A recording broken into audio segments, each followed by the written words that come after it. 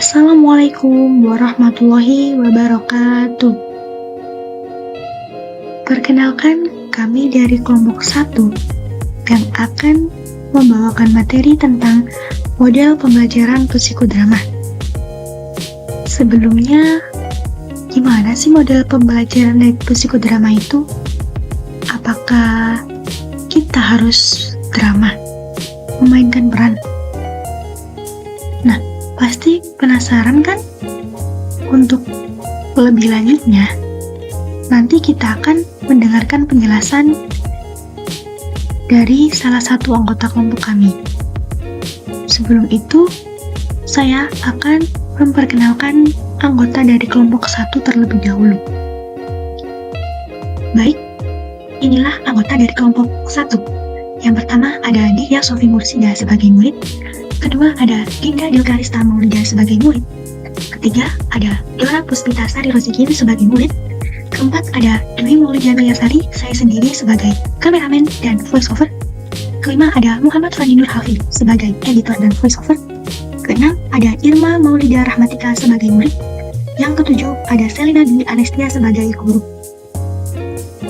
Nah, di sini tertera ada 4 muatan yang akan kita bahas. Yang pertama yaitu ada pengertian dari psikodrama. Gimana sih psikodrama itu? Terus yang kedua, ada kelebihan dari psikodrama. Yang ketiga, ada kekurangan dari psikodrama. Dan yang keempat, ada langkah-langkah dari pelaksanaan psikodrama. Nah, sebelum kita lanjut ke pengertian dari psikodrama, kalian sudah tahu tentang model pembelajaran itu seperti apa? Nah, saya akan membantu menjelaskan tentang model pembelajaran itu apa sih? Gimana sih? Langsung saja. Model pembelajaran merupakan kerangka konseptual atau pendekatan sistematis yang digunakan oleh pendidik untuk merencanakan, melaksanakan, dan mengevaluasi proses pembelajaran. Berbagai model pembelajaran dikembangkan untuk memfasilitasi pemahaman dan pengembangan keterampilan peserta didik dalam berbagai konteks belajar. Salah satu model pembelajaran yang biasa digunakan adalah model psikodrama. Langsung saja, kita akan beralih ke pengertian dari psikodrama.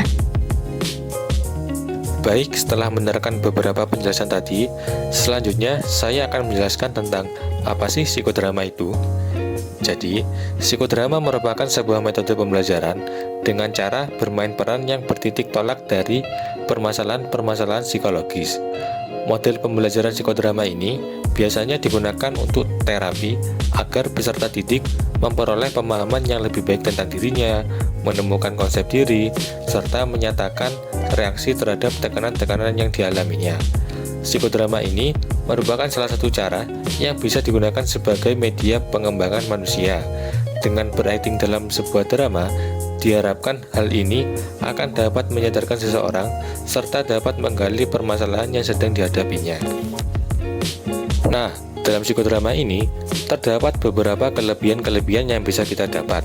Di antaranya, pengalaman langsung dan emosional, pengembangan empati dan pemahaman antar budaya, pemberdayaan dan penguatan identitas, pembelajaran aktif dan kolaboratif, dan yang terakhir, pemecahan konflik dan pembangunan keterampilan sosial. Namun, dalam psikodrama ini terdapat juga kekurangannya, yaitu kurangnya fokus pada materi kewarganegaraan, keterbatasan dalam mengerjakan konsep-konsep PKN, kurangnya fokus pada aspek analitis dan evaluatif, dan psikodrama ini juga tidak selalu efektif untuk tujuan dalam pembelajaran-pembelajaran tertentu.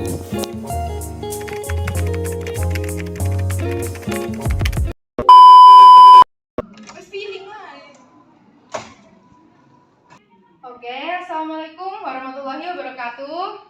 Waalaikumsalam warahmatullahi wabarakatuh. Selamat pagi anak-anak. Pagi. Gimana kabarnya pagi ini? Alhamdulillah baik.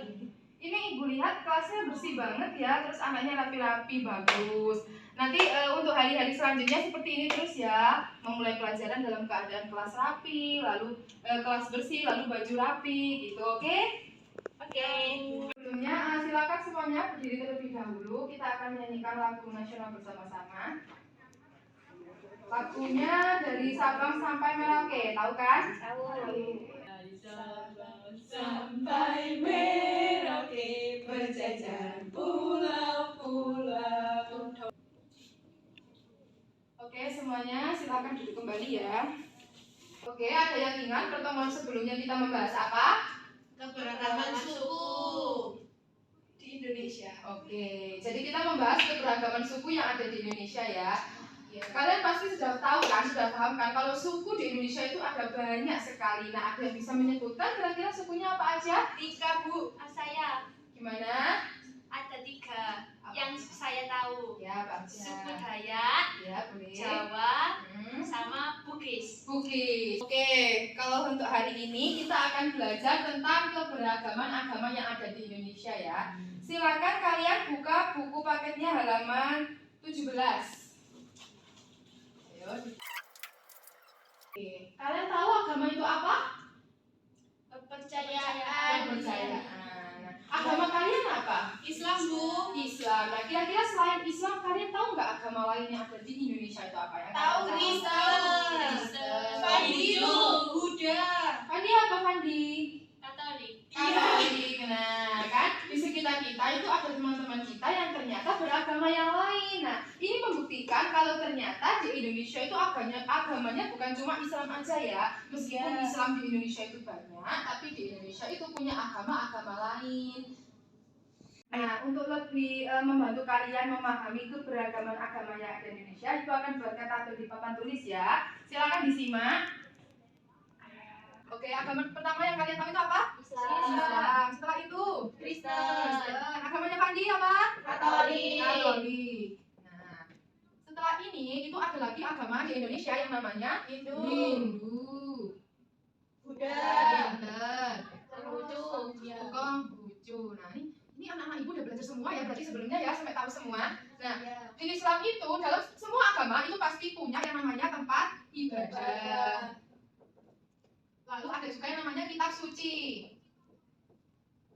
sama hari besar. Nah, kalau di Islam tempat ibadahnya apa? Masjid. Bu, salah Bu. Oh ya, itu bisa ya. Tapi biasanya paling umum itu masjid, tapi nggak apa-apa dimasukin. Pinter ya, Sofi. Nah, lalu ada kitab sucinya apa? Al-Quran. Al-Quran, bukan Iqra loh ya. Al-Quran. Iqra itu cuma buat belajar baca Al-Quran aja. Lalu hari besarnya ada apa aja? Salat Id, Idul Fitri, Ya, Idul salat Id. Adha. Nah, Idul Fitri, Idul Adha. Nah, bukan cuma di Islam aja punya tempat ibadah kitab suci sama hari besar. Di agama lain pun juga ada. Apa aja yuk kira-kira? Kristen, tempat ibadahnya apa? Gereja. Bukan kok ada gini. Oke, jadi setelah Ibu jabarkan seperti ini, kalian sudah tahu ya, 6 agama yang dipercayai di Indonesia.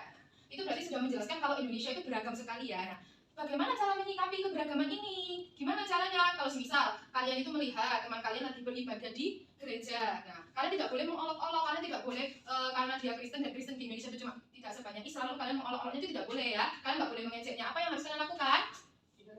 Dihormati, dihargai gitu ya. Lalu berteman juga tidak boleh pilih-pilih, oke? Harus berteman sesama, tidak boleh aku mau temenan sama yang Islam aja, aku mau temenan sama yang Hindu aja, nggak boleh. Harus saling merangkul, saling rukun. Mengerti anak-anak? Oke. Jadi kalau udah mengerti ini kira-kira Ibu kasih tugas mau ya? Sudah bisa ya? Yakin? Gampang kok tugasnya, bisa ya?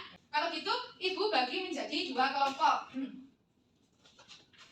Kelompok 1 itu anggotanya Dinda sama Irma.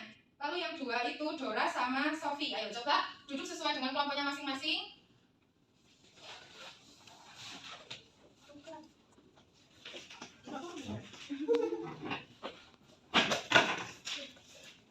Oke. Nah, oke. Silakan dilihat lembar kerjanya masing-masing. Nah, di situ dituliskan dialog ya, ada 2 orang. Ada yang agamanya Kristen, ada yang agamanya Islam, lalu yang satu juga ada yang Islam, ada yang Hindu. Nah, di sini nanti kalian itu memainkan peran. Tahu memainkan peran? Kayak main drama, main film seperti itu, oke? Nah, jadi nanti kalian ke depan, kalian memainkan peran, lalu nanti kelompok lainnya akan memberikan tanggapan sesuai dengan apa yang kalian perankan. Gak boleh berdiskusi sama kelompok ya, biar jadi surprise. Apa sih nanti diperankan di depan gitu? Mengerti? Oke. Kalau Ibu kasih waktu sekitar 5 menit untuk memahami dialog, apa sanggup? Enggak. Maunya berapa? 10. 10 menit. Oke, kalau Ibu kasih 10 menit sanggup nggak? Sanggup ya. Nggak usah dihafalin, yang penting kalian mengerti gitu aja, oke? Nanti kalau nggak hafal boleh lihat dikit-dikit, oke? Oke, selamat mengerjakan anak-anak. Kok kamu makan sih? Emang kenapa? Kan ini bulan puasa. Ini loh kok kamu nggak boleh. Ayo, bentar. Dora dengerin temannya bentar. Dora dengerin temannya dulu ya. Iya, tapi nggak boleh Bu kayak gitu. Ya tapi didengerin dulu, kan ini tugas. Didengerin dulu ya, belajar menghargai temannya di depan. Dengerin dulu, nanti kalau udah selesai baru ditanggapi, oke? Tidak boleh menanggapi di tengah bermain peran, oke? Boleh diulangi lagi, Dinda?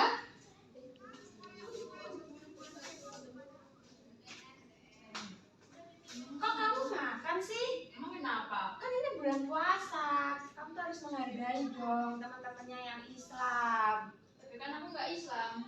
Iya tahu, tapi kan ini tempat umum. Harusnya kamu tuh kalau mau makan tuh di tempat yang tersembunyi biar orang-orang yang Islam itu nggak bisa lihat kamu makan. Tapi kan aku lapar, itu serah aku dong.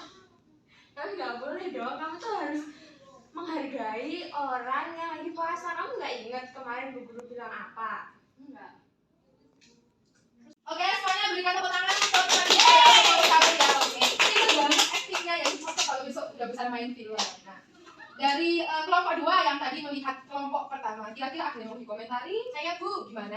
Tadi itu kan si Irma makan, Ya. terus tiba-tiba si Dinda langsung marah-marah. Kan nggak boleh, harusnya ya ditegur dengan baik. Terus si Irma juga gitu, Seharusnya dia di tempat itu Bu, yang sepi, nggak ada orang-orangnya gitu.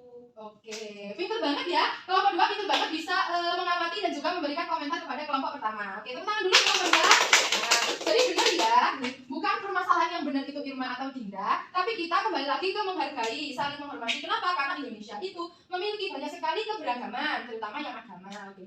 Mbak Dinda nggak sepenuhnya salah. Kenapa? Karena dia kan mau mengingatkan temannya. Cuma caranya salah ya, harus pelan-pelan, dinasehati, tidak boleh langsung kasar, oke? Nah, kalau Mbak Irma ini juga tidak sepenuhnya salah karena kan dia tidak berpuasa. Tapi alangkah lebih baiknya kalau makannya itu tidak di depan temannya yang Islam untuk menghargai. Mengerti semuanya?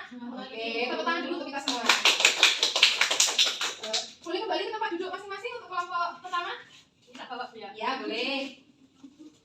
Oke, jadi untuk pertemuan hari ini kalian sudah belajar apa saja? Ada yang mau menyampaikan? Katakan Ya. gimana, Sofi? Keberagaman agama yang ada di Indonesia. Ada Islam, Ya. Kristen, Katolik, Aku. Hindu, Oke. Buddha, Sama Konghucu. Konghucu.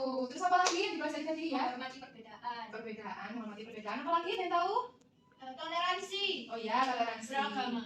Nah, jadi diingat-ingat lagi ya, di Indonesia itu adalah negara kepulauan yang memiliki banyak keberagaman, baik itu suku, agama, budaya, atau adat istiadat yang akan kita bahas di minggu yang akan datang dan sebagainya. Nah, gimana cara kita menyikapi keberagaman itu ya dengan cara menghargai perbedaan, saling rukun, saling gotong royong, menyayangi sesama, tidak membeda-bedakan, oke? ya. Karena ibu yakin ya anak-anak ibu itu sudah pintar-pintar semua, lalu sudah pada paham apa yang kita terangkan pada hari ini, pagi ini, jadi ibu memberikan soal untuk dikerjakan dikit kok, oke? Ini ya, dikerjakan sekarang. Oke. Mau waktu berapa menit? 5 menit saja. Udah ya, soalnya cuma dikit aja, coba dikerjakan. Gimana semuanya? Sudah selesai? Sudah. Oke. Apa ketua kelas kalau dikumpulkan ya, ditaruh di meja ibu sekarang. Gimana? Sekarang ibu pastikan lagi. Apa kalian semua sudah paham? Ada yang belum dipahami? Sudah. Oke. Kalau gitu aku mau tanya kira-kira bagian mana yang kalian sukai dari proses pembelajaran pagi ini? Ini waktu apa? Yuk angkat tangan. Ibu mau dengar satu persatu. Saat melihat teman-teman berdrama. Oh berdrama. Yang lain yang lain? Ya Bu, dramanya Irma sama Dinda. Oh dramanya Dinda sama Irma. Terus untuk yang mana drama ini sukanya yang mana? Makan. Yang makan. Oke.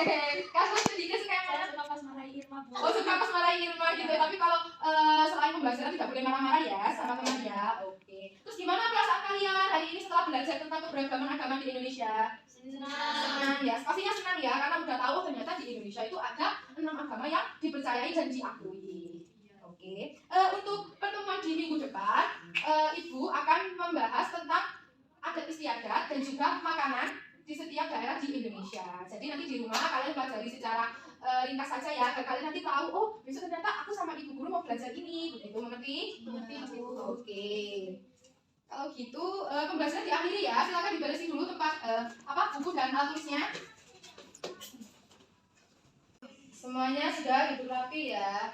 Itu ada sampah, tolong dibuang, Sofi. Oh iya.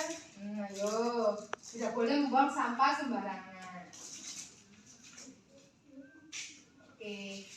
Tadi pagi yang memimpin berdoa Sofi ya. Sekarang Sofi lagi. Ayo Sofi, silakan dipimpin berdoa. Sebelum pulang, mari kita berdoa. Doa mulai. Doa selesai. Oke. Nah, kita bertemu lagi di pertemuan selanjutnya dengan semangat yang baru ya. Oke, selamat siang anak-anak. Wassalamualaikum warahmatullahi wabarakatuh. Waalaikumsalam warahmatullahi wabarakatuh. Pulangnya hati-hati ya.